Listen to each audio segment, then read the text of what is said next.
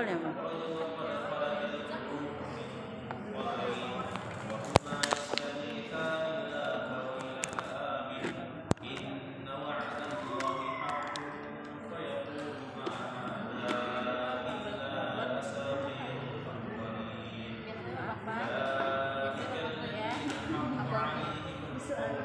Coba tuker.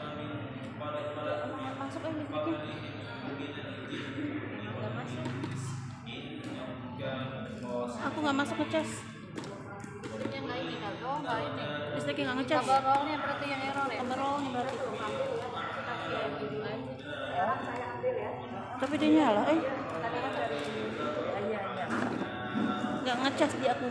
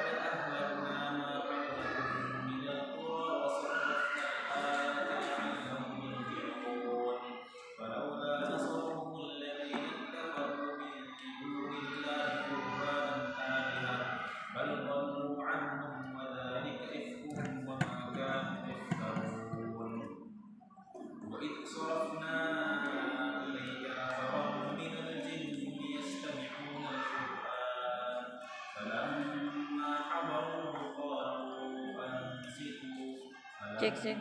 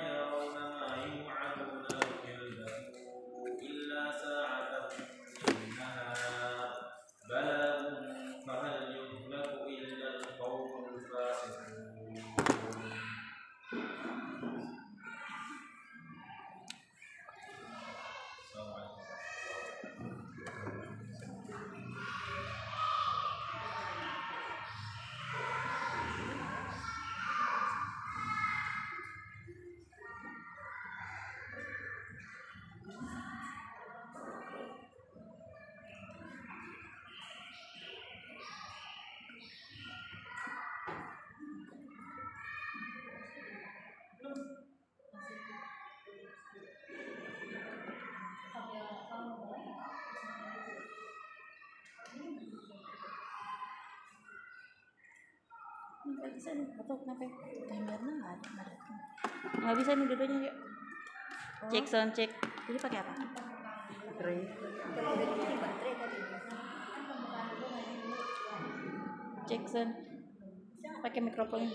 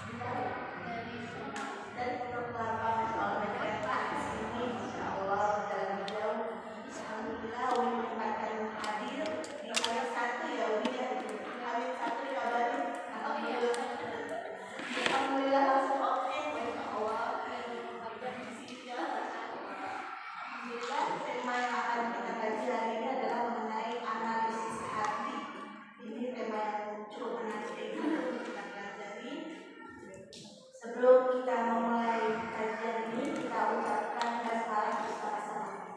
Bismillahirrahmanirrahim. Kata Umi, kami persilakan.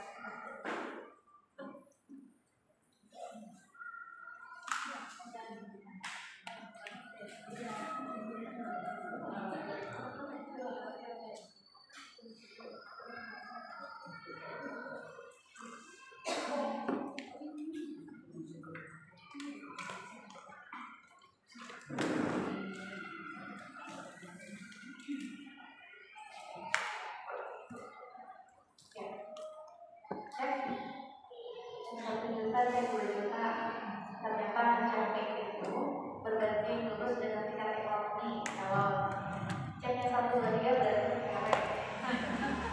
Kalau ceknya 1 juta 2 juta biasanya berarti kaya. Ini keren ya, jelas dalam ya. Sambil ini nggak apa-apa. Sebenarnya hanya menunjang ya, karena kita bertemunya sebentar efisiennya, dibantu dengan PowerPoint. Kita mulai ya. Bismillahirrahmanirrahim. Asma Allah yang Maha Pengasih, Maha Penyayang, turut serta dalam setiap kita dan cipta, agar senantiasa terpapar dalam hidayah yang tertempat, tersyurah dan selalu bersimpuh di seluruh yang kita dapat. Assalamualaikum warahmatullahi wabarakatuh. Waalaikumsalam warahmatullahi wabarakatuh. Manu. Alhamdulillah, nahmaduhu wa nasta'inuhu wa nastaghfiruh Yang panjang. wa na'udzu billahi min syururi anfusina wa min sayyiati a'malina. May yahdihillahu fala mudilla lahu wa may yudlil fala hadiya lahu. Asyhadu an la ilaha illallah wahdahu la syarika lahu wa asyhadu anna Muhammadan abduhu wa rasuluhu la nabiyya ba'dahu. Fa in asdaqal hadithi kitabullah wa khairul hadi Muhammad sallallahu alaihi wasallam. A'udzu billahi minasyaitonir rajim.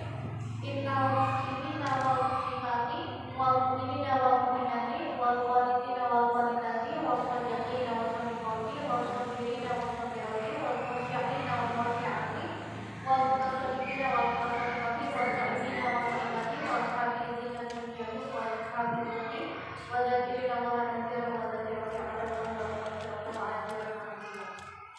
Quran surah Al-Ahzab ayat 34, di mana hanya dalam satu ayat saja sudah tercakup semua kriteria muslim wal muslim. Kalau ibu punya buku ini wanita yang baru warna merah karya Muhammad Al-Wajah, itu hilangnya satu ayat Al-Ahzab ayat 34. Seluruhnya laki-laki dan perempuan yang muslim. Jadi syaratnya itu yang pertama muslim, jadi ada 10 kriteria ya. Yang pertama muslim, artinya muslim itu adalah bergerak diri. Kedua, laki-laki dan perempuan yang mukmin, yang beriman kepada Allah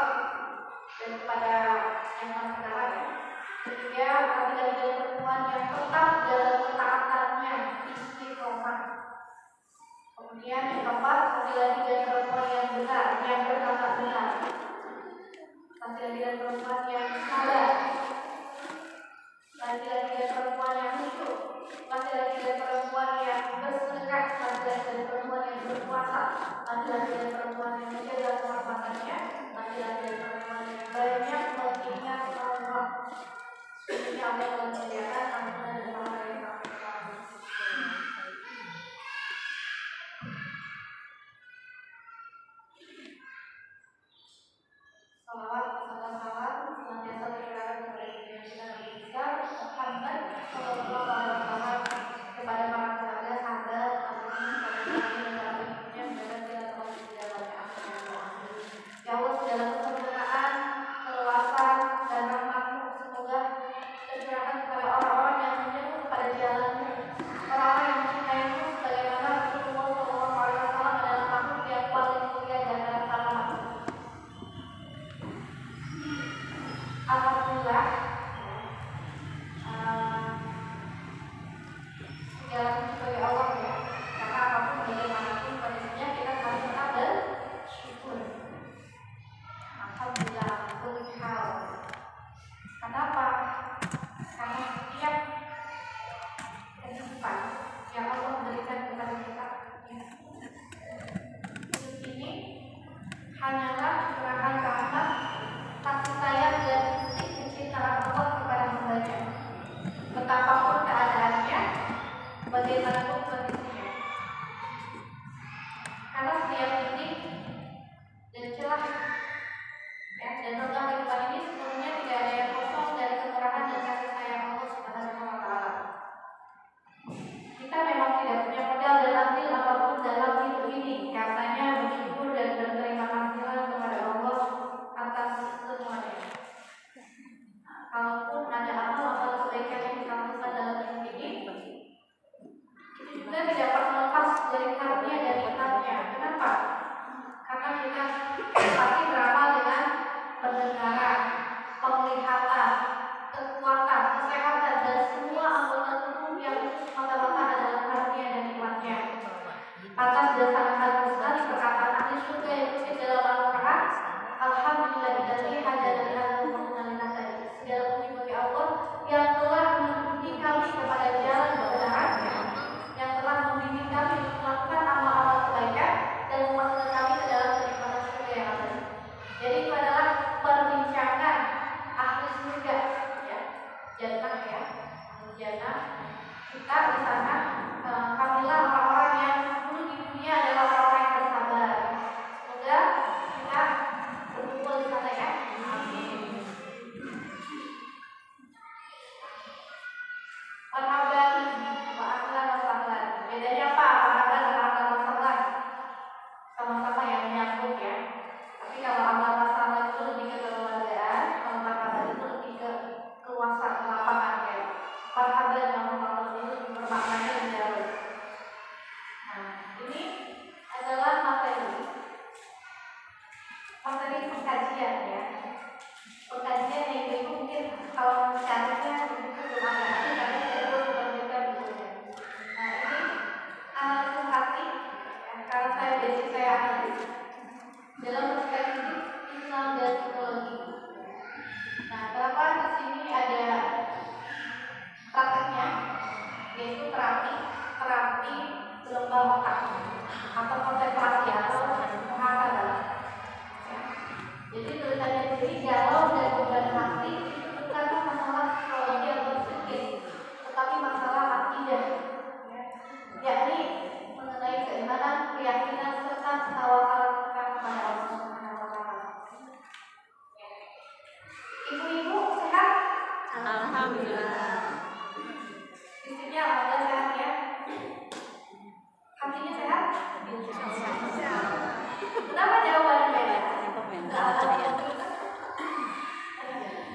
Kantongnya sehat.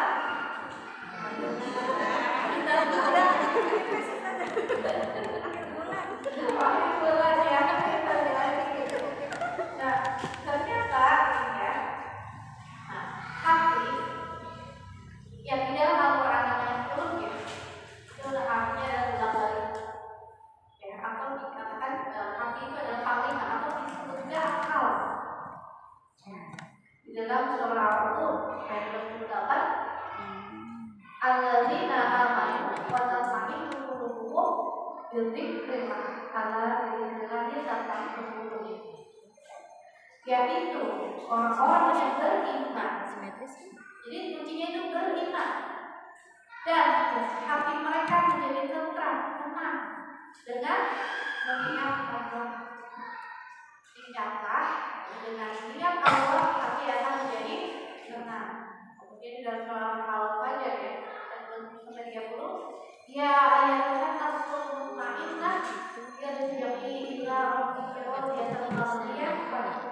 ibadi wal burjani. Hai jiwa yang tenang, kembalilah kepada Rabbi ya, dengan hati yang ridho dan diridhoi, dan masuklah kepada dalam golongan yang baik dan masuklah dalam surga. Kenapa goyang?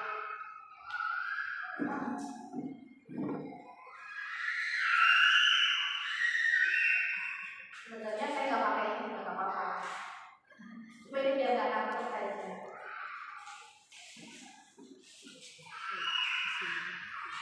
Nah, makna dari kenapa hati kita berubah-ubah ya?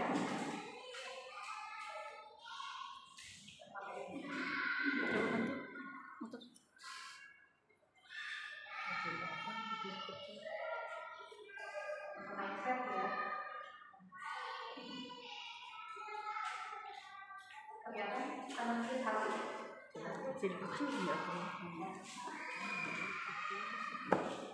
Ini saya bukunya referensinya ya, perangkat dan kebutuhan setan. Ada 6 pintu atau jurus setan dalam menjerumuskan manusia. Setan bersumpah ya kepada Allah. Demi kemuliaan wahai Allah, sungguh aku berjanji akan menjerumuskan manusia selama di kaki badan. Jadi selama manusia hidup, setan itu berjanji untuk menjerumuskan. Kemudian kata Allah, demi kemuliaanku, aku tidak akan pernah menutup. Aku akan memberikan ampunan kepada hambaku selama di kaki badan. Jadi Allah itu saking cintanya kepada manusia ya. Kalau kata setan saya akan menjerumuskan selama di kaki badan, kalau kata Allah aku akan memberikan ampunan selama di kaki badan. Kemudian di dalam surah Al-A'raf ya, ayat 11 ya, demi kemuliaan Allah berfirman ya, setan menjawab ya, karena engkau telah menyesalkan, maka aku akan menghalangi manusia dari jalan. Aku akan datang dari depan, belakang, kanan, kiri, dan engkau akan mendapati manusia yang tidak ada, engkau tidak akan mendapati manusia yang berbuat. Artinya ya, setan itu punya jurus. Setan itu sebenarnya lemah ya Bu ya. Tidak ada kekuasaan. Di dalam surah Al-An'am ayat 99, innahu laisa lahu sultanun 'alal ladzina amanu wa 'amilus salihati. Sesungguhnya setan itu tidak punya kekuatan atau kekuasaan terhadap dua hal. Yang pertama adalah orang-orang yang beriman dengan keimanan yang asli dan tidak ada keraguan sedikit pun, yang tidak ada kesyirikan. Dan yang kedua adalah bertawakal kepada Allah. Nah, jadi kuncinya kalau pengen dikuatkan dari godaan setan, kuncinya itu beriman dan bertawakal. Nah, setan ini punya jurus. Jadi setan itu nggak datang dalam wajah yang menakutkan ya. Kalau ada orang yang takut setan, ya, sebenarnya itu merusak akidah juga. Kenapa? Karena yang tadinya musuh makanan juga takut, ya. Yang malam-malam misalnya kamar mandinya di ruang terbuka jadi takut, gitu, takut ada manusia atau apa itu. Karena ketakutan itu karena ada bayangan, ada berpikiran. Nah, jadi setan itu datang bukan dengan wajah yang menakutkan, tapi dengan jurus tipu daya atau pintu. Pintu jurusnya itu ada 6. Yang pertama, kenapa saya harus bahasakan dulu ya, dari buku paham. Yang pertama adalah pintu kesyirikan. Kalau sudah syirik, sudah hancur, susah sekali. Ya, karena orang yang sudah jatuh ke lembah kesyirikan itu, pintu hidayah bagi mereka itu susah. Ya. Jadi setan itu sudah jackpot, sudah menang, sudah selesai tugasnya. Karena sudah di pintu pertama itu kasar, tapi lama-lama akan halus. Yang kedua, pintu kesesatan atau bid'ah. Amalan-amalan bid'ah, amalan-amalan yang tidak ada tuntunannya, itu adalah pintu setan menjerumuskan kita. Ya, hati-hati dulu kalau ada amalan-amalan yang enggak jelas, tidak ada tuntunan, misalnya tentang amalan untuk posting pikiran. Pikir tapi posting pikiran, itu hati-hati.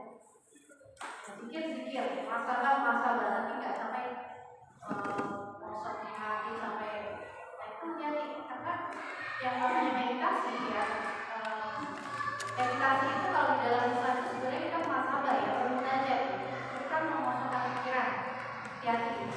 Apalagi dengan amalan-amalan yang tidak ada tuntunannya. Misalnya sekian ratus bacaan pakai asmaul husna nih, yang latif gitu ya. Ternyata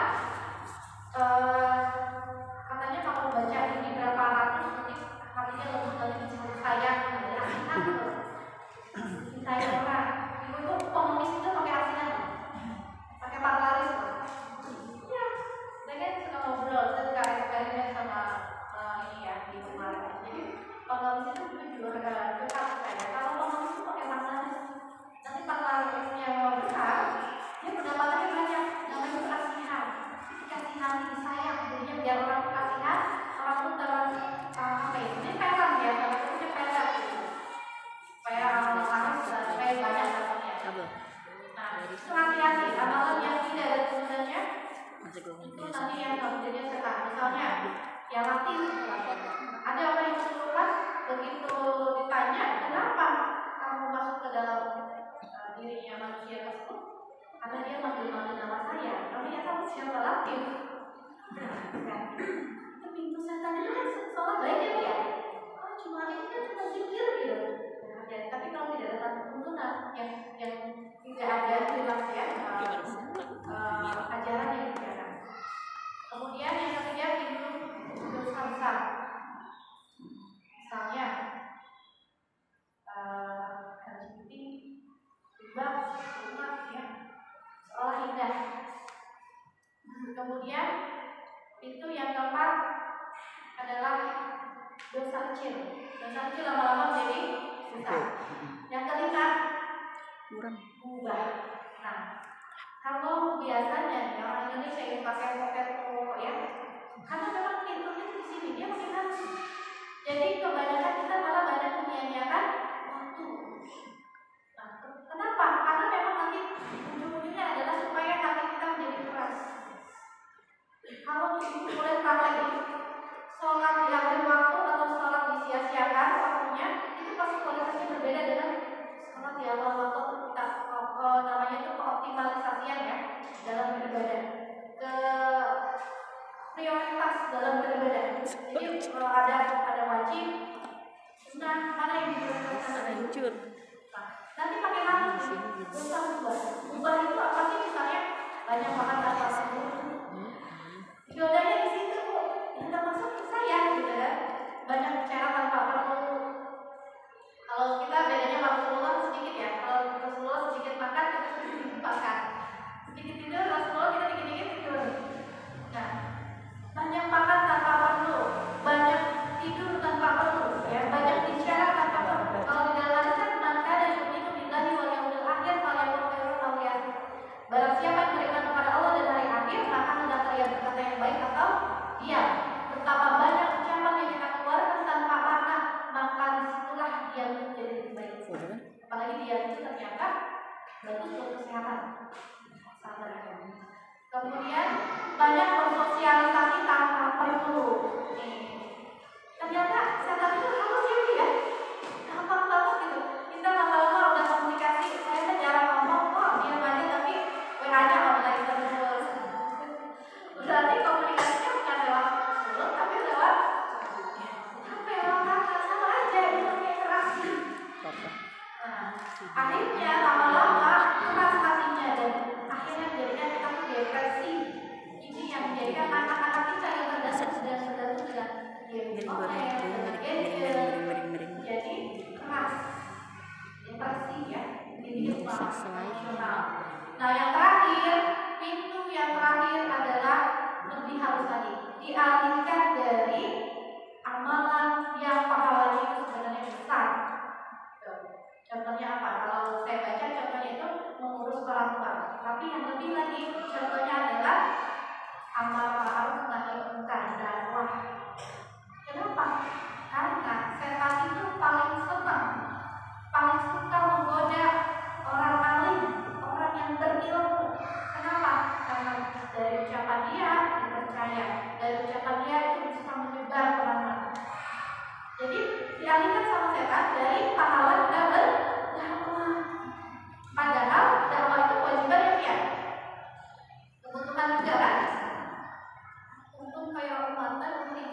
jelas ta'muruna bil ma'ruf ya wa tanhauna 'anil munkar wa tu'minuna billah. Kalian adalah umat yang terbaik yang dilahirkan oleh manusia, menyeru kepada yang ma'ruf dan mencegah kepada yang munkar dan beriman kepada Allah. Kata Rasulullah, demi kemuliaanku, sungguh kalian hanya memiliki dua pilihan. Kalian berdakwah, yang pertama berdakwah, yang kedua kalian binasa. Kemudian kalian berdoa dan doa itu tidak akan Allah kabulkan. Berdakwah itu kewajiban lalu, bahkan lebih lagi kebutuhan. Kalau hati bernilai ke hati itu kan bolak balik ya Bu ya. Ada yang beriman pagi tiba-tiba sore mati. Karena memang hati itu bolak balik, apalagi setan itu tidak pernah berhenti menggodanya. Jadi kita itu kebanyakan disibukkan itu dengan amalan-amalan yang mudah, kayak poin orang. Aktivitas tadi cuma interaksi aja, itu tidak bisa mematikan atau mengeraskan hati. Ada kebutuhan kita untuk saling bersapa, itu tuh bisa jadi cukup, jadi hatinya keras. Nah, kenapa? Saya lebih membahas ke hati ya. Ada di sinilah kuncinya. Nah, ada lagi buku satu lagi tentang bisikan hati. Gimana caranya? Ya. Nah, kita bahas yang lain dulu. Ujungnya sebenarnya tentang hati ya. Nah, ini wanita solihah ya. Wanita solihah adalah perhiasan dunia. Jadi kita itu benci dengan wanita tanpa harta ya. Nah, baik-baik keindahan dunia, perhiasan dunia itu adalah wanita solihah. Jadi wanita itu sebenarnya bukan dunia, keindahan dunia. Ya. Nah, hadirnya itu melengkap hubungan manusia. Saya sambil jalan ya, dagangan. Karena cuma 20 menit saja. Hadirnya itu melengkap hubungan manusia. Bahkan Adam saja, Nabi Adam itu sulit tanpa adanya Hawa. Artinya benar-benar wanita itu mengatakan ya, Bu ya. Kalau di dalam surah Al-Rum ya, kalau kita pernikahan ya, wa min ayatihi an khalaqakum min anfusikum azwajan litaskunu ilaiha wa ja'ala bainakum mawaddatan wa rahmah. Nah, kenapa di sini dikatakan bahwa wanita itu diciptakan dari tulang rusuk dan diri sendiri ya, diciptakan pasangan-pasangan supaya apa? Supaya kalian tentram. Jadi perempuan itu ketika sudah menikah ya, memang berbeda ya sebelum nikah. Kalau belum nikah pasti hatinya galau, pikirannya dari pasangan. Setelah nikah pikirannya apa? Dari uang. Beda lagi kan? Nah, supaya tentram, atau harus supaya tentram gitu ya, yang menikah itu supaya tenang.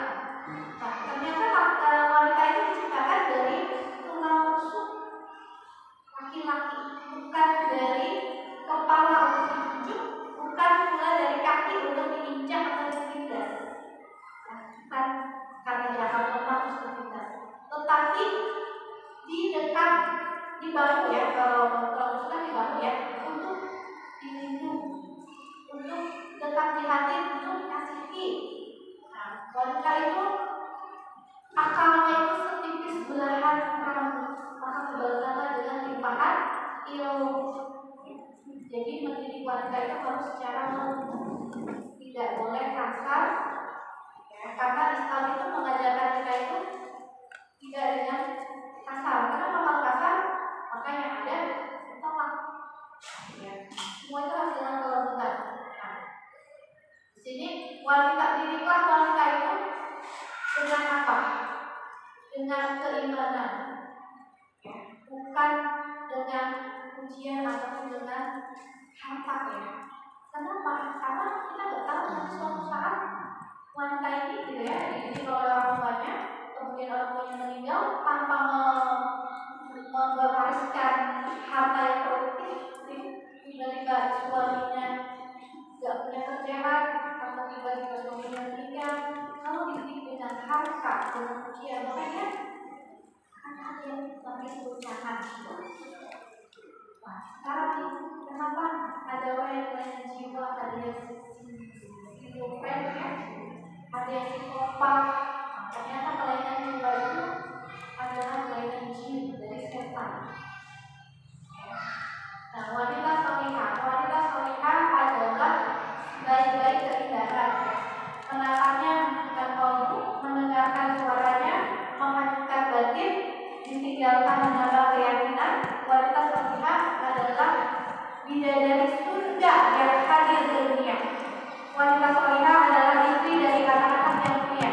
Wanita solihah adalah istri yang melakukan jihad ekonomi. Wanita solihah adalah bidadari ya, yang menebarkan rahmat bagi rumah tangga, cahaya ya bagi rumah tangga.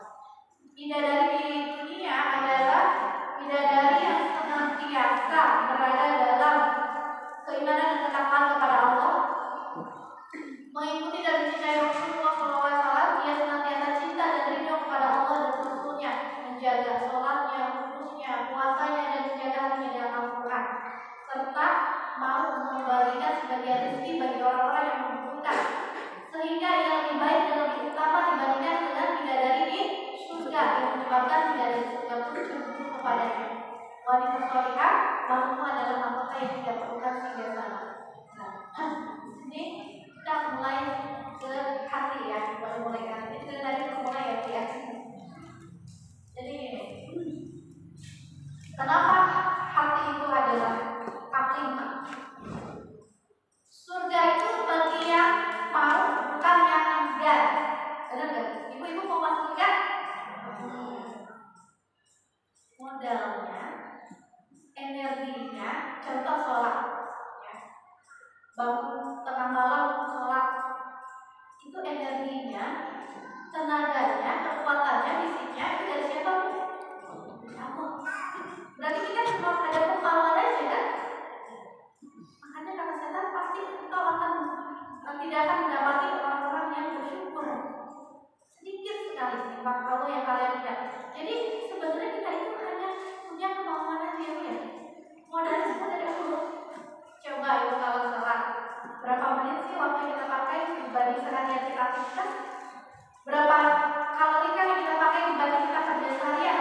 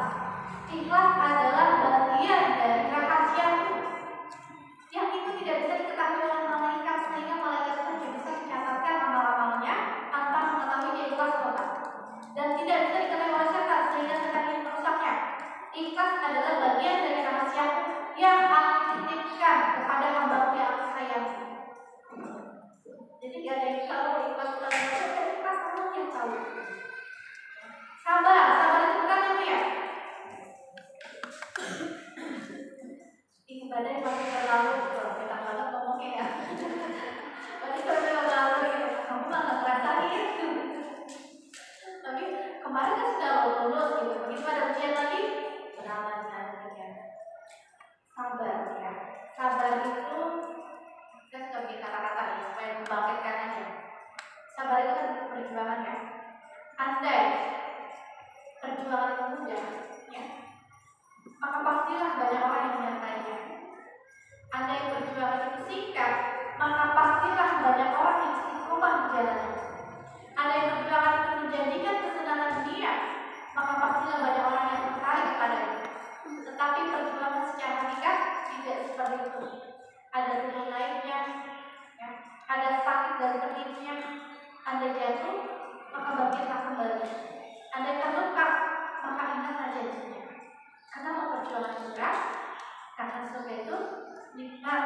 Kenapa perjuangan itu pahit? Karena surga itu manis. Nah, di sini kita diharuskan untuk bermuhasabah. Ketika kita berat, lelah gitu ya, kita kalau nafsu itu kan menyuruh kepada jalan ke neraka ya. Jadi nafsu itu menyukai jalan ke neraka. Ada Abu Yazid berkata, aku selalu menuntun nafsuku menuju Allah, kemudian dia menangis ketika aku mengiringnya. Jadi nafsu itu diibaratkan binatang piaraan, ya, binatang piaraan balap dia. Nah, ketika nafsu itu mengalir karena letih berjalan, aku janjikan dengan kenikmatan. Ternyata yang banyak terjadi. Artinya di sini berarti hati kita ini itu apa tadi ketika tertentu maka ingatlah janji Allah. Saudaraku, jika hari ini kau merasa lelah hadapi semua, maka lihatlah gerbang surga yang pernah terbuka, yang baunya tercium sejarah gerbang kala memanggil nama siapapun yang merindukannya. Di sana banyak di surga, jumlahnya banyak sebanyak akan kebaikan. Di baliknya terhampar selasa kebahagiaan tanpa kalah. Saudara, tidak cukupkah bagi kita surga sehingga rasa putus asa dan ketidakikhlasan memutus semua tentang surga? Sering-seringlah melihat pintu surga karena setiap pintunya terdapat jalan menuju kasih yang kita cinta Allah Subhanahu wa Ta'ala. Jadi kita harus merasa ketika kita sedih, dikasih ujian, dimarah. Yang pertama adalah kita merasa itu menggunakan otak kanan, membayangkan, merenungkan.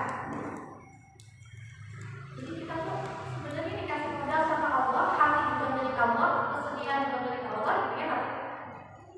Sedih, bergembira itu ada dampak kita memiliki hati. Jadi Allah itu memberikan hati kepada kita untuk merasakan. Misalnya, saudaraku, jika kau merasa sedih gitu, hari ini gitu, maka ingatlah beratnya kesedihan saat kau berdiri di kedahsyatan mahsyar. Itu bisa membayangkan. Jika kau merasa sedih gitu ya karena ujian, beratnya ujian, maka ingatlah beratnya kesedihan saat kau berdiri di kedahsyatan mahsyar. Jika kau lelah hadapi amanah, maka ingatlah kelelahan abadi di neraka jahanam. Saat kau sedih, ingatlah saat bahagia, saat kau disambut salam sebuah malaikat dari surga. Jadi kita itu jadikan apa? Menjadikan apa? Surga. Ya. Kemudian apa lagi? Misalnya betapa Allah selalu ingin membahagiakan kita dalam setiap keadaan dan hendak. Ia berkata, "Lamai asu memauhilah." Maka tetaplah tenang, tetaplah teguh, tetaplah optimis. Karena di setiap penghujung malam itu pasti ada pagi yang cerah. Di balik setiap bukit ada taman yang indah.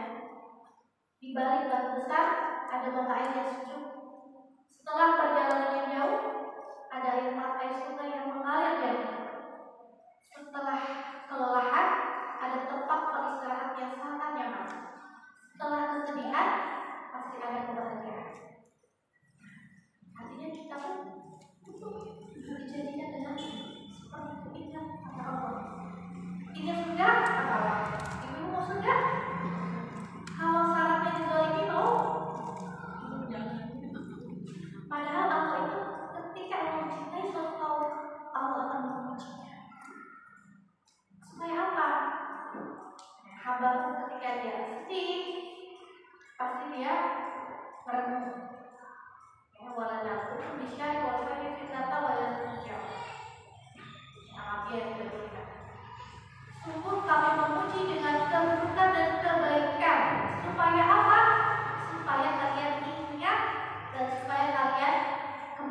kepada Allah.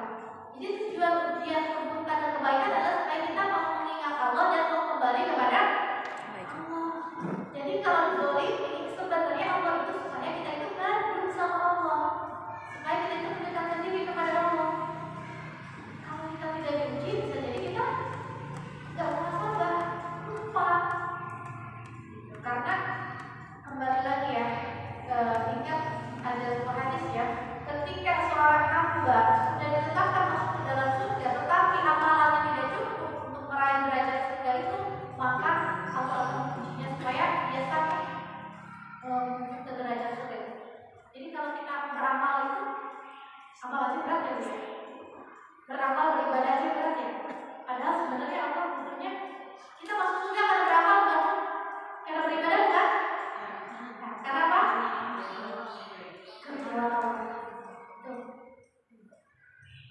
Karena keridhaan Allah. Bukankah dalam setiap seper-seribu detik pergantian waktu itu hanyalah perpindahan dari satu nikmat Allah kepada nikmat Allah yang lainnya? Rabbi a'udzini an askura nikmatan allati an'amta 'alayya. Ya Allah, berikanlah aku ilham untuk tetap mensyukuri segala nikmat-Mu. Syukurmu, wahai saudaraku, adalah pintu bertambahnya nikmat Allah. Sabarmu, wahai saudaraku, adalah jembatan untuk meraih derajat takwa. Dan keikhlasanmu, wahai saudaraku, adalah pintu untuk keridhaan Allah, meraih keridhaan Allah. Nah, artinya di sini betul bahwa surga ya, yang Allah berikan kepada kita itu bukan karena amalan-amalan kita yang Allah yang ahli ibadah misalnya gitu ya, merasa sudah ahli ibadah, bukan karena itu. Setan juga ahli ibadah bukan, tapi karena sombong ya, karena kesombongan. Masya Allah, betul-betul memang setan itu, sifat setan itu adalah suka pembangkang, bersilau lidah, sombong yang mengumbarkan sombong. Makanya sama Allah sudah ditetapkan, sudah disesatkan. Saya mau cerita sedikit ya, sebelum puasa 2 tahun yang lalu, saya mendapatkan sebuah mimpi. Karena mimpi yang baik itu harus diceritakan. Jadi tadi yang pertama saya bahas bahwa setan itu lebih menyukai dan sangat agresif sama orang yang alim, berilmu, dan dalam tanda kutip orang yang bisa dipercaya ilmunya, ya. Pendakwah itu kan dipercaya dari itu, setan itu luar biasa. Kenapa? Karena bagi dia itu kalau alim ulamanya ini rusak ya, bagaimana? Jadi kalau ulamanya dan ini apalagi sama jamaahnya, setan itu berusaha untuk mencegah yang namanya dakwah, karena dakwah itu adalah keselamatan ya. Nah, saya waktu itu dalam kondisi yang sedang sedih, mau tidur gitu ya. Nah, sehari sebelumnya itu ketika saya sedih, stres, saya bangun tidur, bangun sholat gitu ya, sholat. Setelah itu saya bernajah, berdoa, saya nangis. Nah, di hari keduanya saya ingin lakukan seperti itu.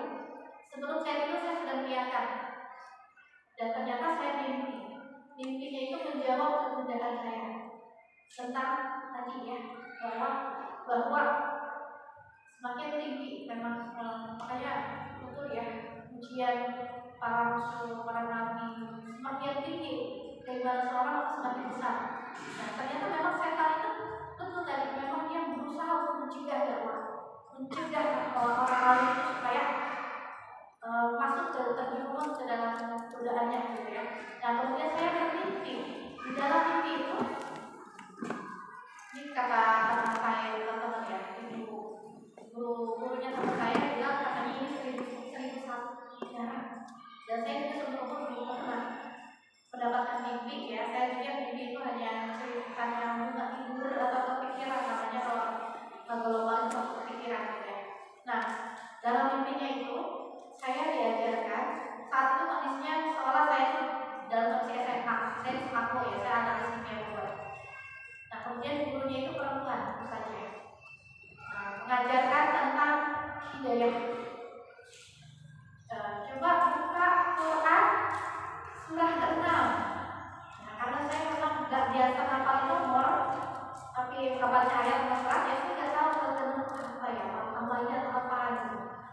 Nggak ada yang jawab murid-murid. Akhirnya gurunya lucu, karena gurunya tahu saya saja, coba lagi hafal.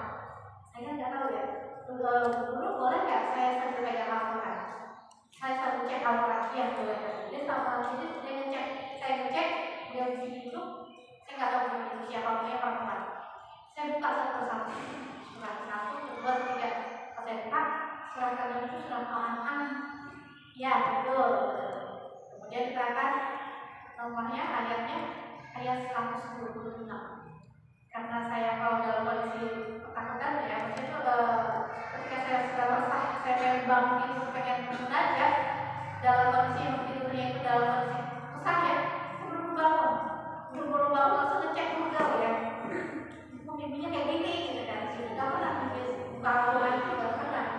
Pas saya buka Google ternyata sekarang nah memang ayatnya itu saya suka, tapi saya belum pernah ngapalin. Yang belum pernah ngapalin, memang gak tahu ayatnya berapa soalnya. Dan ternyata memang isinya itu tentang hidayah. Sama yuridillah ayat yang sadrahu lil Islam, wa man yurid an yudillah yaj'al sadrahu dhayqan harajan ka'annama yas'adu fis sama', kadzalika yaj'alullahu rijsa 'ala alladziina la ya'lamun. Nah, ya Allah. Barang siapa yang dikehendaki Allah untuk mendapatkan petunjuk, maka Allah akan membuka dadanya untuk menerima Islam. Jadi melapangkan hatinya, diberi ke hati, membuka untuk mendapatkan hidayah petunjuk. Dan kebalikan, barang siapa yang dikehendaki Allah atas kesesatan, maka Allah akan menjadikan dadanya sempit lagi sesak seperti mendaki ke langit. Begitulah Allah timpakan azab kepada orang yang tidak beriman. Dan dalam tafsirnya, ya, Rasulullah SAW bersabda ya, ketika Allah menurunkan ayat ini, barang siapa yang Allah menghendaki petunjuk, ya hidayah kepadanya, maka Allah akan membukakan dadanya untuk memeluk agama Islam, untuk menerima kebenaran, menerima Islam. Kemudian para sahabat bertanya, adakah ciri-cirinya wahai Rasul? Ada. Cirinya adalah orang itu senantiasa ya merindukan kehidupan abadi dan berpaling dari kehidupan kehidupan. Jadi merindukan kehidupan akhirat dan berpaling dari kehidupan dunia. Dan senantiasa bersiap-siap ya mengumpulkan bekal untuk pertemuan dengan Allah. Dan ciri orang itu. Nah ini balik lagi ya, bahwa setan itu membuat berjanji bersumpah ya kepada Allah untuk menjerumuskan. Tadi pintunya ya dari tadinya kasar lama-lama ke halus. Nah di sini lagi halus ini lagi.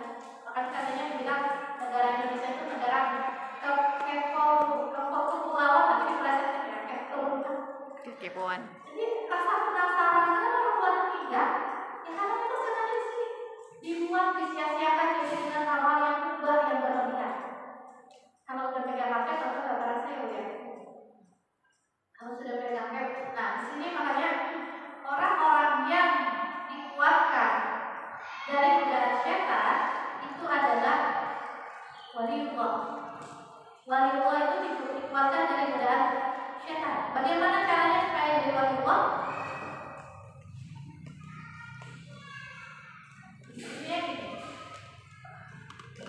Setan itu akan mengganggu kita ya dengan membuat kita putus asa ya kan. Setan itu dari Inggris artinya amblasa, artinya berputus asa.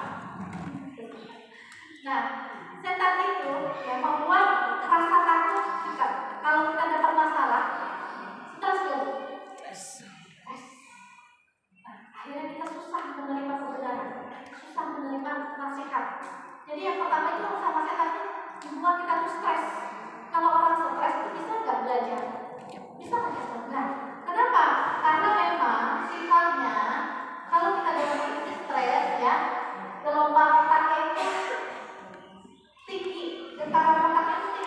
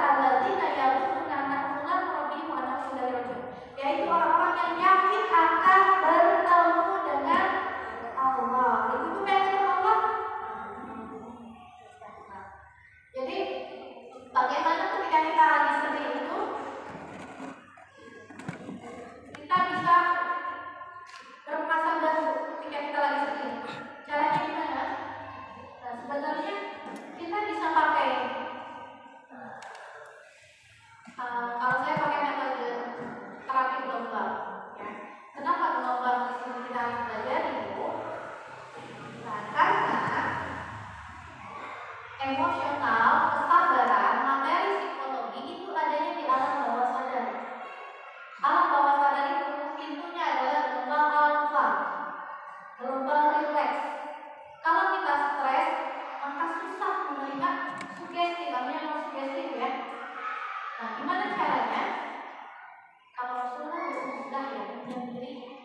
Nah, makanya kita pun di surat Al-Muzammil ya, malam-malam itu terus kakek saya itu semalaman itu tidak tidur. Kira-kira pikir saya ngaji tenang. Itu sebenarnya di dalam ada materinya. Jadi saya yakin ini ya terapi Al-Quran.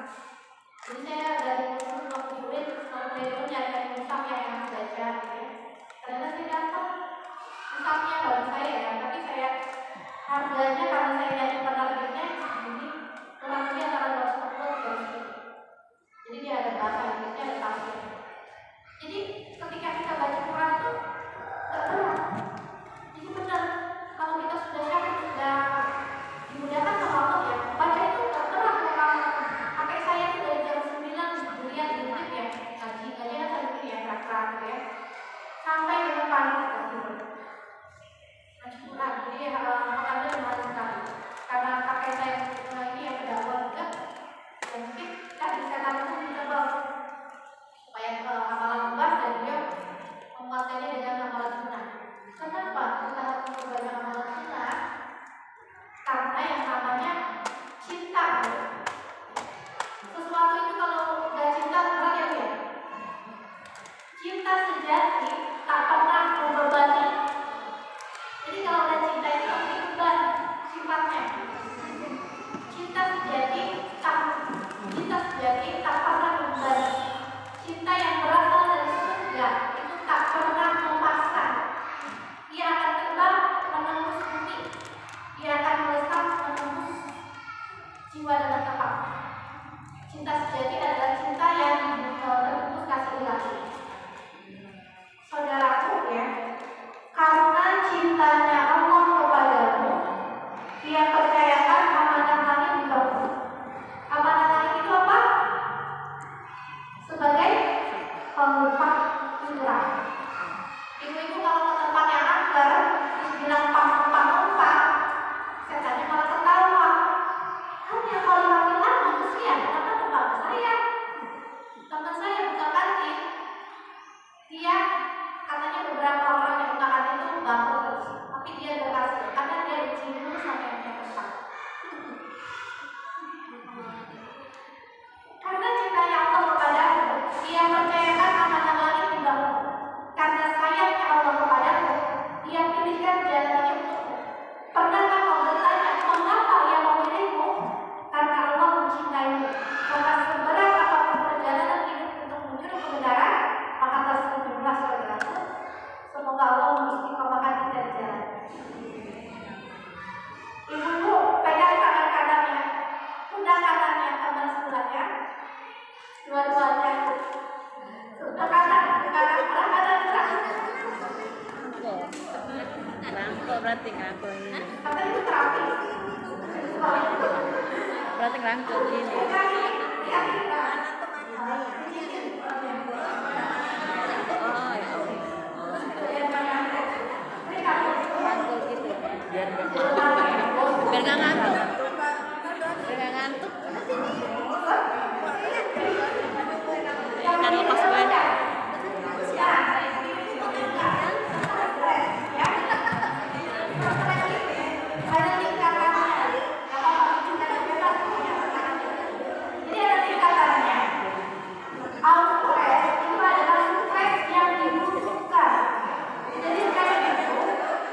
Bukan selamanya negatif.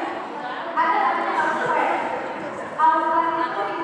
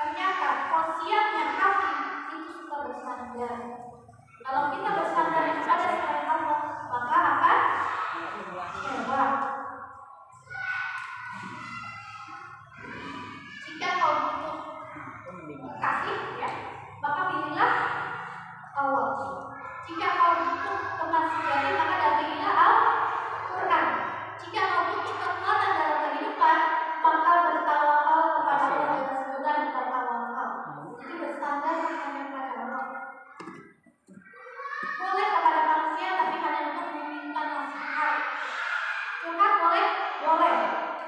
Jangan ada yang ngomongin orang bilang apa bilang ya.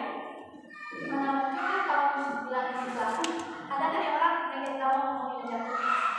Orang ini lagi meminta sih, harus meminta arahan, meminta semangat gitu ya, meminta lagi bersandar dan meminta semangat, kita nggak bisa bersandar. Kita juga butuh masukan gitu ya pada orang-orang yang kita percaya. Nah, hati ini kalau kita salah bersandar, karena kita disuruh tawakal kepada Allah dengan sebenar dengan tawakal. Wa mayyatakillah ya ja'alahu ma'roja dan suku bihaitu dan saksi pemerintah Allah wa yang mau bertawakal kepada Allah, yakin akan janji Allah, maka Allah itu cukup menggantikan seluruh dunia dan isinya.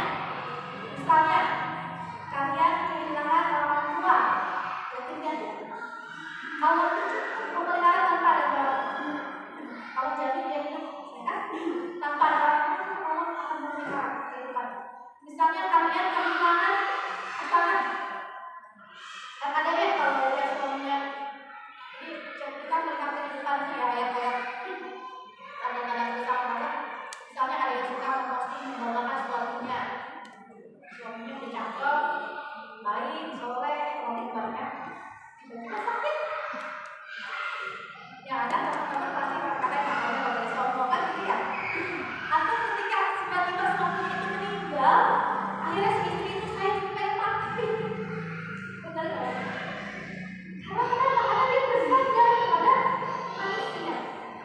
Nah, yang mau bertawakal kepada Allah dan dia janji akan jadi. Ada kita akan janji Allah mengenai itu. Membaca seluruh dunia dan dunia. Tadi kehilangan pasangan itu, Allah itu cukup memelihara kita tanpa adanya pasangan. Yang jaga itu, yang gantikan itu. Ya. Kemudian ketika kalian kehilangan pekerjaan, Allah masih bisa. Ketika kehilangan anak, Allah masih bisa. Maaf. Ketika kalian kehilangan dunia dan isinya, maka itu tidak mengapa asalkan kita menemukan Allah. Dan sebaliknya, ketika kalian kehilangan Allah, maka dunia dan isinya tidak akan bisa membuat kita puas. Nah, artinya di sini Allah itu memberikan ujian ya kepada kita supaya kita mau bertawakal, betul-betul tawakal hanya kepada Allah. Kalau kata teman saya, kan barang siapa yang nggak ngaku aja matanya, kan kamu lihat itu kantor ya itu saya jalan. Nah, barang siapa yang bertakwa kepada Allah, maka Allah akan memberikan rezeki dari arah yang tidak disangka-sangka. Ibu-ibu suka dapat rezeki yang tidak disangka-sangka nggak? Kalau yang tidak suka berarti kurang. Rezeki itu bukan cuma harta, ibu. Bukan anak, bukan solihah, ya, ilmu, gitu ya. Hidayah itu rezeki. Nah, balik lagi ya, intinya di sini wasiat hati itu dia butuh sandaran. Ya. Kalau kita salah bersandar maka akan menyebabkan depresi. Nah, ini kalau saya bahas ya, jadi manusia itu punya wasiat. Wasiat itu fitrah. Nanti aja di pas pertanyaan ya, kita lagi pertanyaan. Nah, intinya gini. Ketika kita lagi sedih, ini yang sudah jadi pertanyaan. Gimana caranya supaya ini kan hati kita tuh berubah ya? Kadang lagi semangat, kadang turun. Memang keimanan manusia itu bukan gini ya, lurus ke atas berkali terus. Tapi zigzag tapi tetap naik. Zigzag tapi tetap naik. Turun naiknya keimanan itu kenapa sih? Karena memang hati manusia ini ternyata setelah diteliti sehari itu bisa 60.000 pikiran. Kalau kayak perempuan tuh, kalau lagi 40.000. Nah, mau diarahkan ke positif, malaikat negatif ke setan. Misalnya pikiran dalam hati itu, kata-kata dalam hati ini, si ibu itu beli mobil pas itu korupsi. Kata dalam hati gitu ya, si ibu itu dandannya orang. Nah, ini kan bisikan hati ya. Nah, kalau di dalam buku bisikan hati, setan itu maksudnya lewat apa?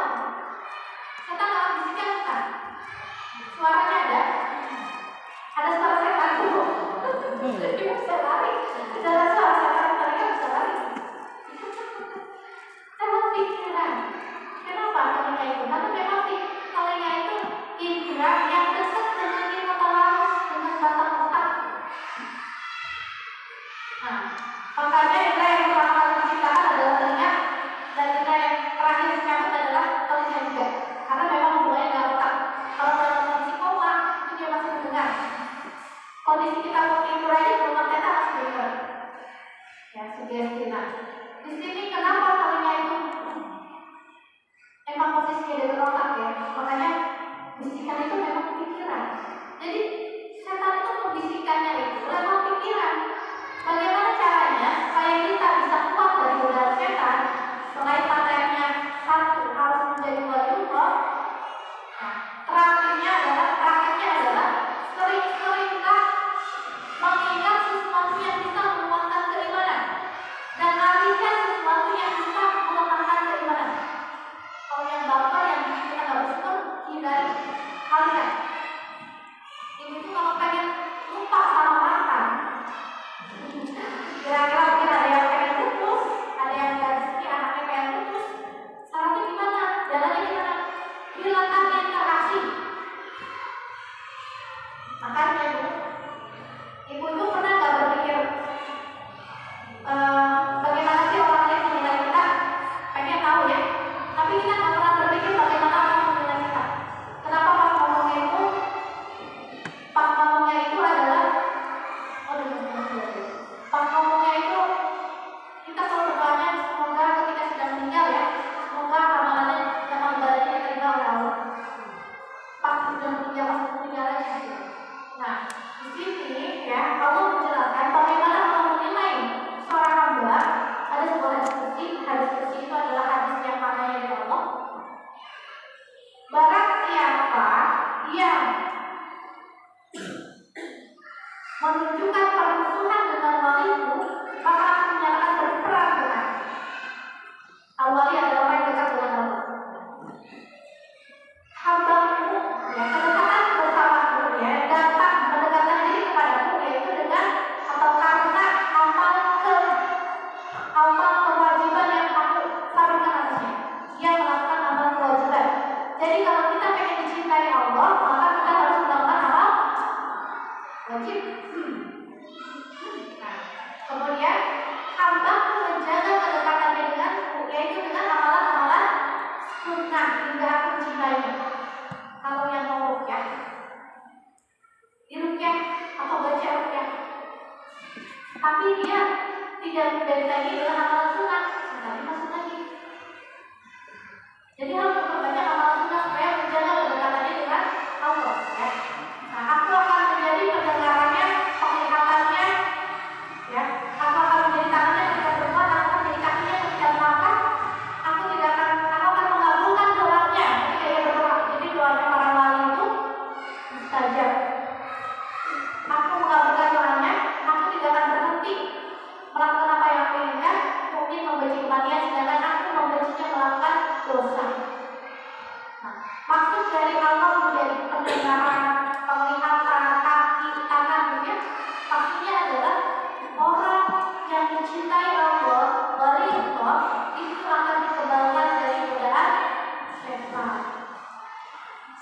Ini langsung ke pertanyaan ya, sharing yang boleh. Ini nama saya, kalau ada yang mau rahasia-rahasiaan, langsung ke pertanyaan. Ya, sesi pertanyaan, silakan. Kita kumpulkan.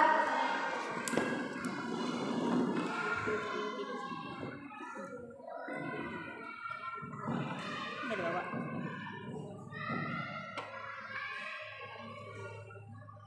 Jadi ibu-ibu semuanya dari pemaparan yang sudah di sini sampaikan, ada pertanyaan?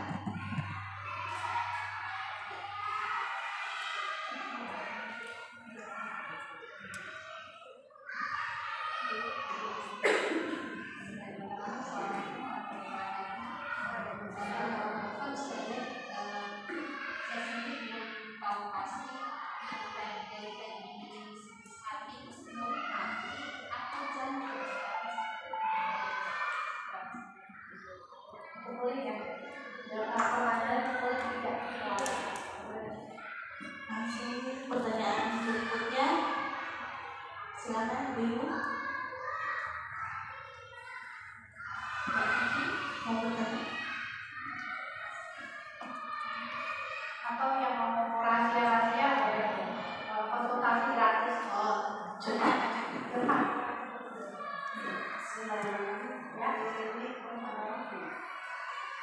Pengen sharing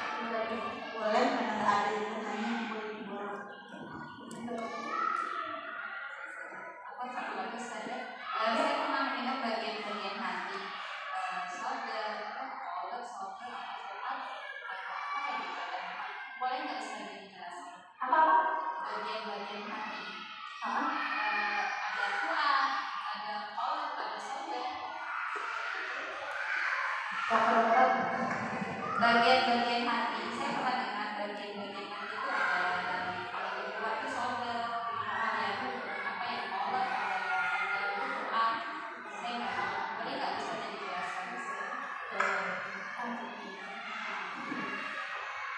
Langsung jawab ya. Nah, jadi apa bedanya sama jantung ya? Sama ya. Jadi sebenarnya istilah ya. Sebenarnya yang dimaksud dengan hati, jantung organnya, ya, itu kan proses berpikir itu melibatkan organ. Nah, kalau ibu-ibu perhatikan di sini, ya, manusia itu punya kebutuhan. Jadi kalau kita menjual diri sendiri, ketika kita pengen cinta kepada Rasul, tanpa kita kenal sama Rasul bisa cinta kan? Kita pengen cinta sama diri kita tanpa kita mengenal diri kita itu sifatnya seperti apa, bisa cinta kan? Boleh ada nanti sendiri. Nah, yang perlu diperhatikan ya, bahwa manusia itu punya khasiat. Khasiatnya itu adalah kebutuhan jasmani, lelah, nafsu, makan, tidur. Kalau nggak ada bumi itu mati. Sama kayak hewan ya, kita keluar. Kemudian naluri, ada namanya naluri mempertahankan diri, ada di hewan juga. Kucing itu kan sifatnya teritorial ya. Makanya orang yang sifatnya kayak setan, dia nggak mau diganggu kalau kelelahan dia teritorial, dia mempertahankan diri. Itu di hewan pun ada. Yang tidak ada di hewan, yang Allah karuniakan kepada kita, itu adalah akal. Akal itu ada sebenarnya hati. Ya, kalau zat itu ada proses berpikir itu melibatkan apa? Yang pertama adalah fakta, apa yang kita lihat, kemudian kita indra dengan otak. Nah, di otak ini kita bereaksi dengan apa? Namanya ma'rifat saliko atau ilmu. Pemahaman sebelumnya. Misalnya kita lihat apel warnanya merah, kita nggak bisa namanya apel. Setelah kita baca itu apel, kita bisa sebutkan itu apel. Jadi proses berpikir itu melibatkan indra atau organ tadi ya. Jadi kalau namanya mana hati, mana pikiran, mana akal, itu sebenarnya istilah itu. Untuk yang penting itu adalah dalam akal itu adalah untuk hati itu bolak-balik. Yang paling baru tapi kalau dialami ya Allah yang bolak-balikkan hati, terutama hati kami pada agama yang sorry kepada Allah ya Allah yang mengarahkan hati kami, arahkanlah hati kami kepada ketaatan kepadamu. Atau ada juga doa dari Rasul ya, Allahumma inni a'udzubika minal hamdi wal hazan.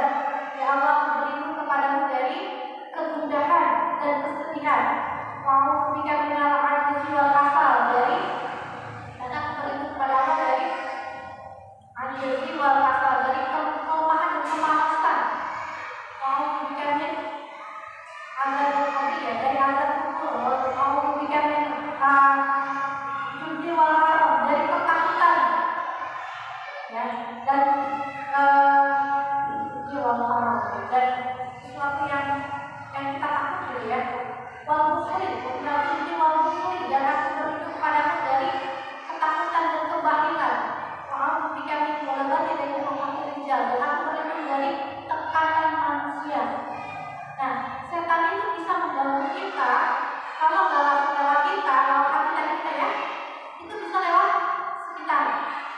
Anak dari ujian, suami, orang tua, ada yang namanya orang kalian tua misalnya ya, kok bisa dia berpikir seperti itu, kok dia bisa melakukan seperti itu. Kalau saya sering membahas tentang psikologi ya, kejiwaan yang normal. Kalau tidak normal, setan itu ini. Kalau saya lebih ini, orang yang jujur pasti dia bisa biasa bersedekah, tapi setan bisa manipulasi. Dia suka bersedekah tapi orangnya nggak jujur. Dan itu dalam hal keuangan ya.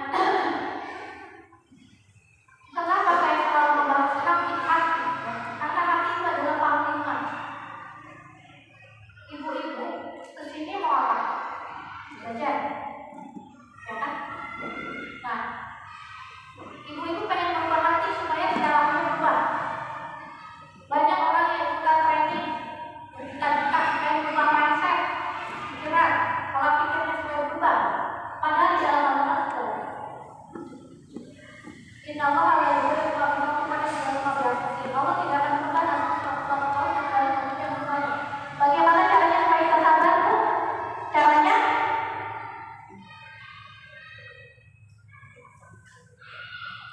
Ibu tahu nggak? Pemalas itu adalah berdasarkan ya. Palas itu Allah itu tidak menciptakan orang pemalas. Tetapi pemalas itu bagi yang otaknya rusak. Misalnya ketergantungan obat tidur, kerja di psikotropik, atau karena stroke. Stroke itu kan bukan dia yang nggak mau ya, tapi karena memang ada yang rusak, jadi badannya memang nggak bisa melakukan. Orang yang mager kalau kita nggak mau muhasabah, apa harus dikasih rasanya stroke dulu? Orang yang hidup menggantung kita tahu, hal kita mau, apa harus dikasih rasanya, tahu rasanya mati dulu? Artinya di sini hati itu adalah panglima, gitu ya. Hati itu adalah yang menyuruh, gitu ya. Jadi sebenarnya apa yang kemauan ada semua sebenarnya dari semua tenaganya dari Allah kan ya, energinya dari Allah. Tapi karena kitanya yang nggak mau, makanya surga itu bagian mau bukan yang enggak. Semuanya dari Allah kok. Tapi kenapa kita sombong? Gitu ya. Nah, kemudian tentang hati ya. Jadi ada hati yang tenang. Sebenarnya itu hanya pembahasan ya, pembahasan hati yang lebih ke pembahasan tadi caranya supaya kita sadar adalah tingkah laku. Ini rumusnya ya, rumusnya. Ngapalin rumusnya. Tingkah laku seseorang itu dibangun berdasarkan pemahaman atau sugesti atau mafahim. Jadi kalau kita ingin merubah tingkah laku kita yang tadinya nggak sabar jadi sabar, maka yang berubah adalah mafahimnya. Mafahim itu apa? Di sini persepsi kita, ya. Tingkah laku kita kepada orang yang kita cinta, orang yang kita benci, kepada orang yang kita kenal dan orang yang tidak kita kenal sama nggak kita lakukan? Berbeda. Maka yang kita adalah persepsi atau namanya mafahim. Contohnya, ibu-ibu pengen sabar, tahu sabar itu pahalanya surga, tapi kok susah, berat. Maka rumusnya adalah tambahan terus sugesti. Atau bisa juga gini, ibu-ibu kalau punya penyakit pengen tahu sembuh tentang penyakit apa sih ya, supaya sembuh gitu ya. Nah, ibu tahu nggak malas itu apa? Malas itu berasal dari apa? Dari setan. Ya, kelainan otak. Malas itu kelainan otak. Kalau belajar itu kita otak. Kalau sel itu kelainan jiwa. Nah, di sini kita harus pahami gitu ya, bahwa ketika kita pahami malas itu apa, malas itu adalah apati. Apati itu adalah kurangnya 3 hal: emosional, motivasi, dan dorongan dalam melakukan suatu perbuatan, maka itu dinamakan apati. Dan masyarakat mengatakan apati itu adalah pemalas. Artinya kalau kita pengen masuk surga tapi kenapa kita malas ibadah, artinya dorongan, motivasi, keimanan kita yang kurang. Maka tambahkan terus sugesti, pemahaman tentang sabar. Contohnya sabar. Ibu-ibu kalau cinta sama orang, terus orang itu mengatakan aku mencintaimu, senang nggak? Senang ya, nggak sebelah pihak gitu ya. Senang kan? Ibu-ibu cinta sama orang ini ngomong aku cinta sama kamu, senang kan?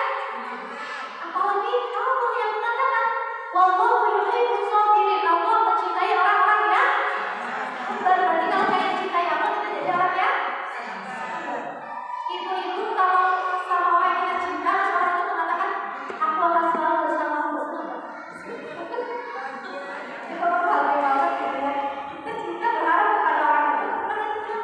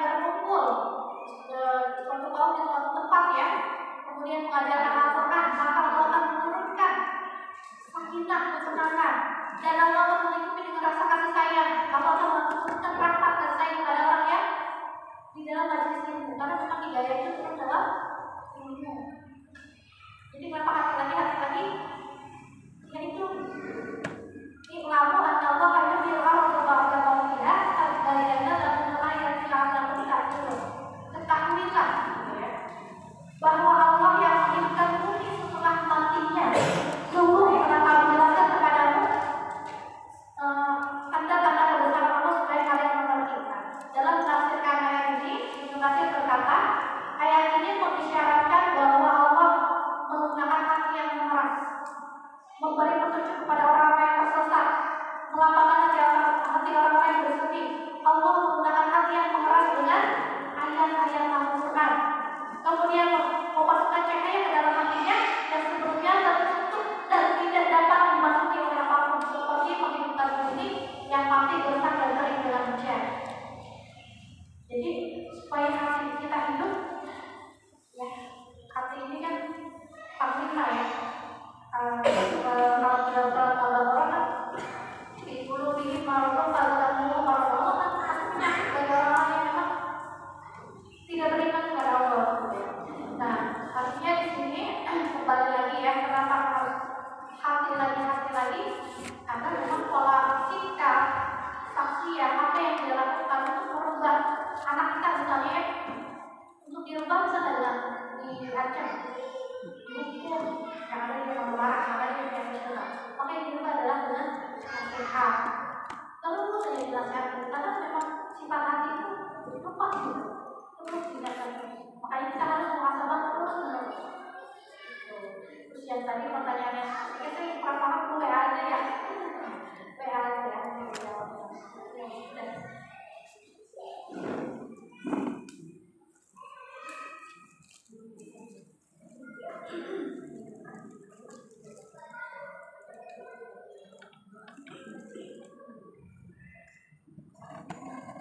Insya Allah nanti Tabita mau diadakan untuk bencana di Cianjur pagi hari. Kita juga sempat merasakan ya getarannya, dan diikuti dengan doa dari Ustazah untuk didoa di sini untuk para korban di sana dan untuk keselamatan kita semua. Masuk berdoa aja. Apa mau ini dulu baru donasi? Gak apa-apa di sebelah itu. Kita dulu pulang. Udah gak apa-apa sebentar. Saya juga lupa tadi ngasih tahu kenapa hubungannya stres itu dengan kesehatan ya. Jadi memang 80% penyakit degeneratif itu disebabkan oleh stres. Jadi kita harus menjaga kesehatan pikiran kita, hati kita. Karena kalau kita sakit kita nggak bisa ibadah ya.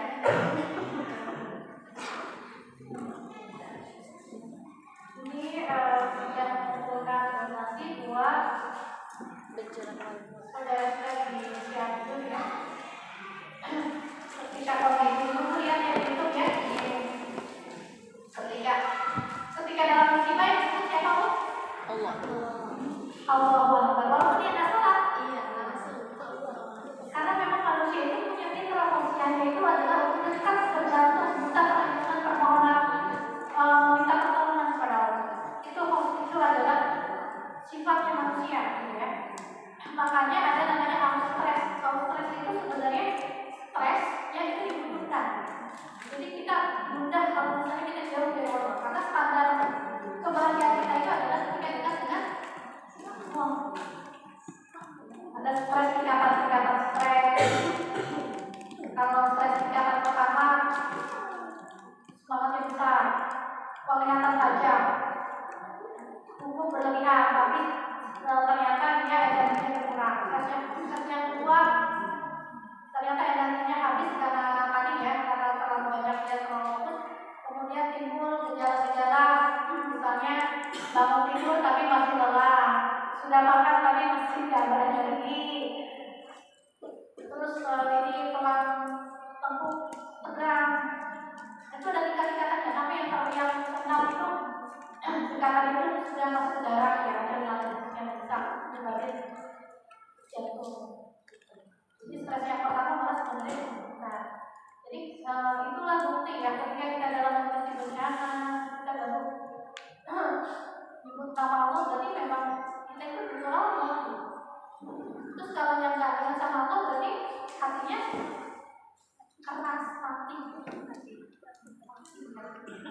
Gimana cara melanjutkannya?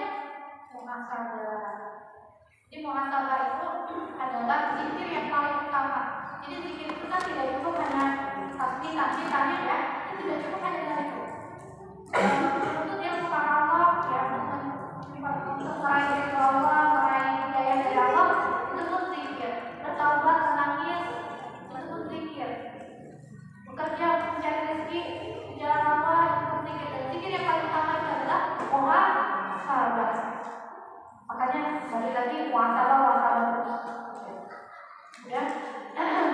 Nah, juga kenapa kata Rasulullah belum sempurna keimanan seseorang hingga ia mencintai saudaranya, sehingga ia menginginkan kebaikan bagi saudaranya sama seperti menginginkan kebaikan untuk dirinya.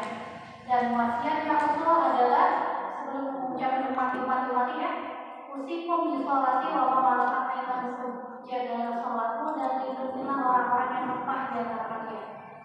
Jadi kita harus karena kalau kita bersedekah, setan itu bilang, setan yang ada di dalam tubuh kita itu, kalau kita bersedekah itu tubuhnya terbelah mati.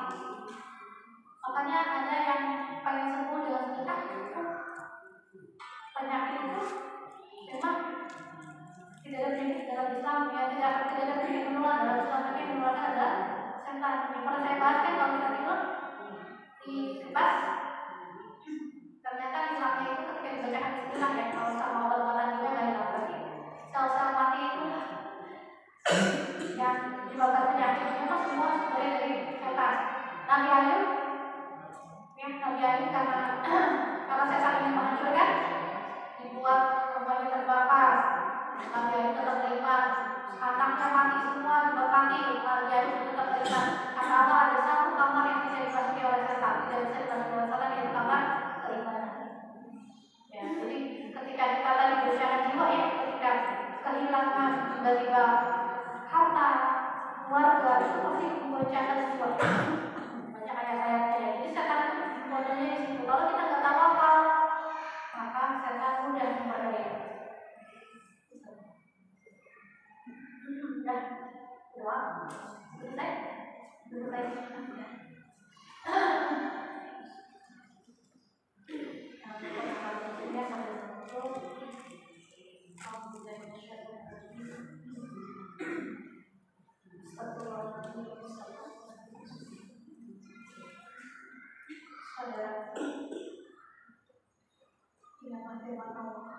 Dalam surah Al-Hadid ayat 12-13, Ma'asal dari musibah fil ardi wa la fil anfusikum illa fi kitabin min qabli an nabra'aha inna dzalika 'ala Allahi yasir. Jika ia bersama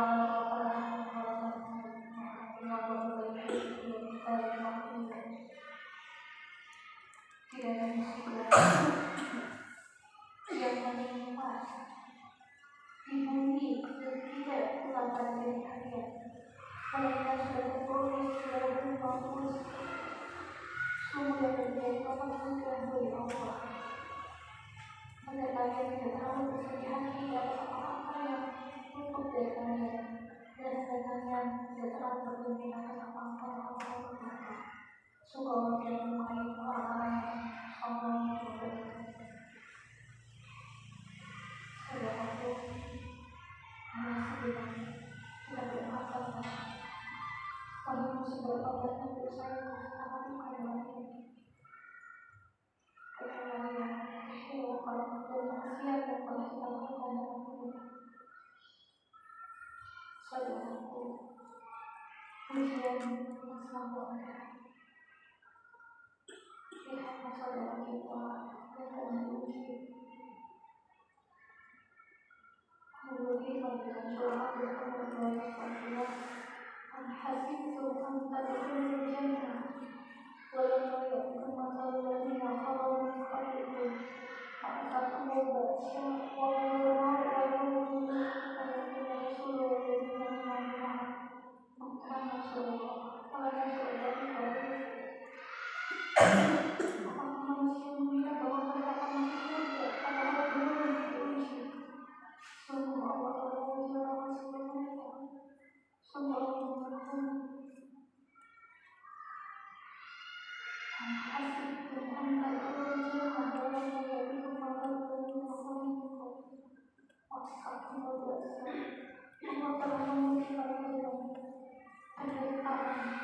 Kunjungan orang itu kehilangan orang, kehilangan harta jiwa, sehingga orang yang sampai masa Rasulullah kepada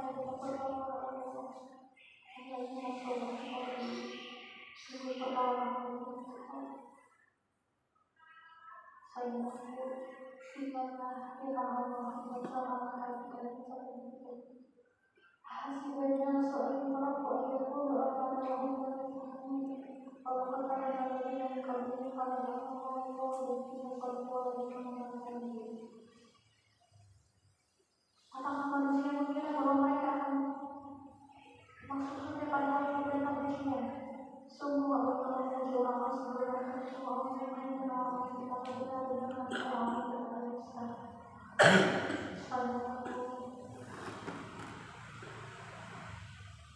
Ingatlah bahwa tidak ada kesedihan dan tidak ada yang pahala yang terjadi dalam diri saudara-saudara.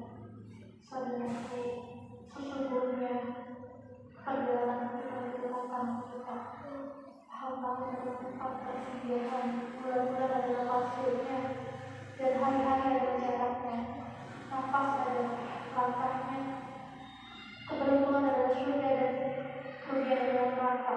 Kita diciptakan dalam masa perjalanan seluruh tempat adanya maksiat sebagai penyambung. Yang pertama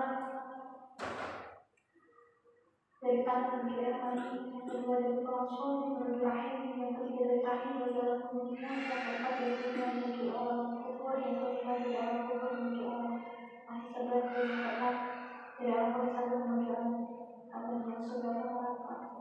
Saat ini teman-teman tengah berada setelah tengah melalui setengah dari perjalanan, namun perjalanan yang sudah itu berjalan.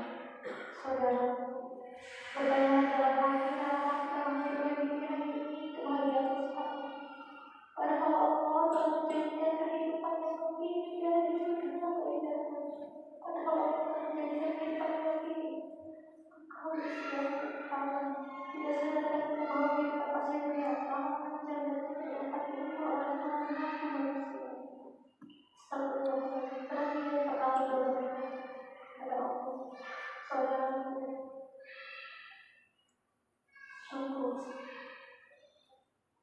waktu telah berjalan, detik telah dimakan, kian hari kian sisa nafas kian berkurang, detik pun kian habis. Demi Allah, kian hari kian dekat dalam waktu perpisahan.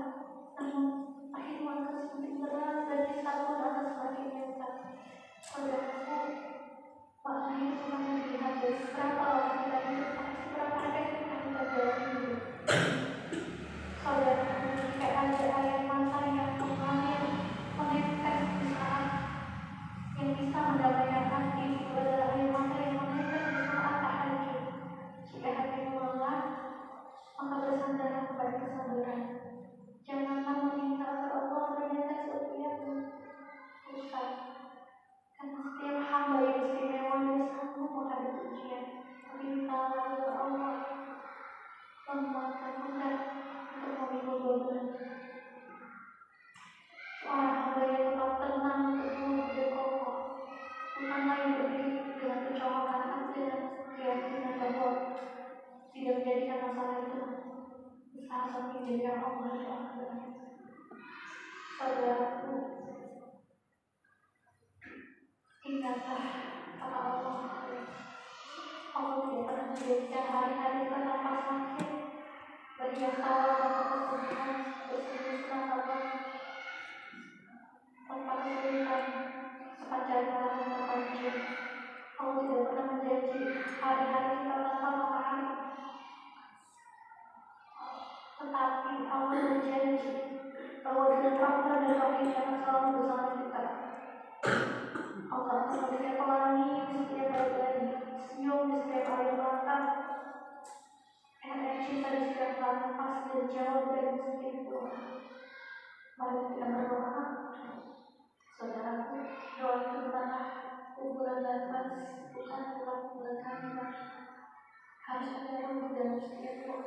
menjadikan ada jiwa yang berfungsi sebagai orang. Manakala untuk mati maka doa pun kehilangan anaknya. Bagaimana doa sampai kepada umumnya dari hati yang mati, dari hati yang mati lalu berpikir dan semangat. Allahumma inna nas'aluka as-salamata fid din. Allahumma inna nas'aluka as-salamata fid din. Allahumma inna nas'aluka as-salamata fid din. Wa akhiratu al-jasad wa al-ilmi wa barakatuh wa akhiratu al-maut. Allahumma anta alladhi syakarana wa raja'aka wa amana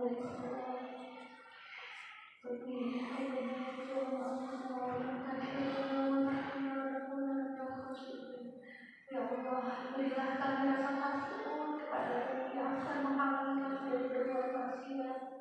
Anugerahilah kami ketaatan kepada-Mu yang akan memasukkan kami ke dalam surga. Curahkanlah keyakinan kepada kami sehingga kebanyakan kami sebaikan. Nanti akan terjadi. Ya Allah, berilah kesehatan, kelapangan dan menjadikan warisan kami. Ya Allah, hadirkanlah seorang penolong bagi siapapun yang menolong kami. Tentulah kami dari orang yang boleh. Ya Allah, jangan jadikan dunia sebagai tujuan utama kami dan tidak pula tujuan utama kami.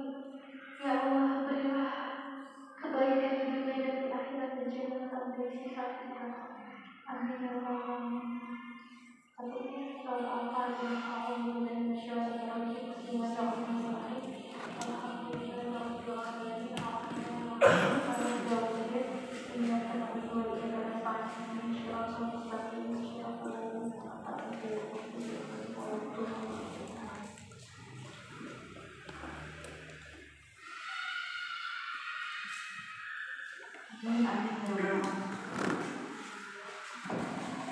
Alhamdulillah, kajian sudah ditutup dengan doa dan semoga infak yang sudah diberikan oleh para jamaah diterima di sisi Allah dan bisa membantu bermanfaat bagi saudara kita di Cianjur.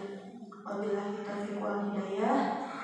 Kita tutup dengan doa kafaratul majlis.